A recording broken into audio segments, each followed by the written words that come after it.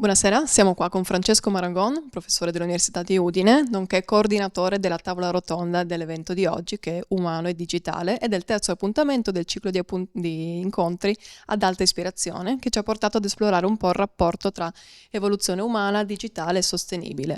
Le chiedo, sulla base della sua esperienza, anche sempre a contatto con le nuove generazioni, su cosa devono investire le aziende per avere uno sviluppo sostenibile che sia un po' in linea con le aspettative di queste nuove generazioni e che quindi sia sostenibile che digitale e tecnologico.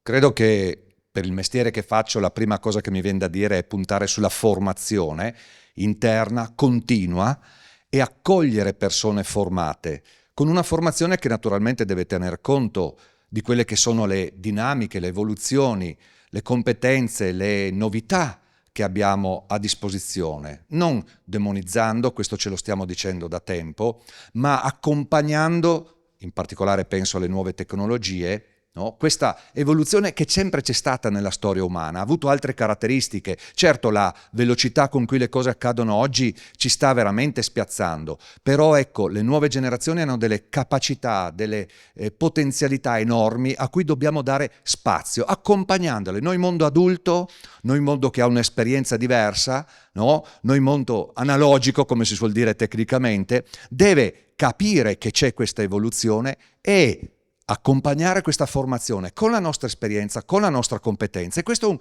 è un lavoro che si può fare all'interno delle agenzie di formazione. Io ne rappresento una all'università, ma assolutamente in collaborazione, perché sempre di più, soprattutto su questi temi, soprattutto se guardiamo un'ipotesi di sviluppo sostenibile e durevole, dobbiamo avere la forza di collaborare. Non possiamo più noi essere da soli a formare delle persone che poi poniamo a disposizione della collettività, siano esse le imprese, gli enti pubblici o chi volete. Dobbiamo fare assieme, perché altrimenti non riusciamo a star dietro alle dinamiche, alla rapidità, non riusciamo ad essere adatti a ciò che oggi abbiamo bisogno di realizzare per un domani che sia di benessere della collettività.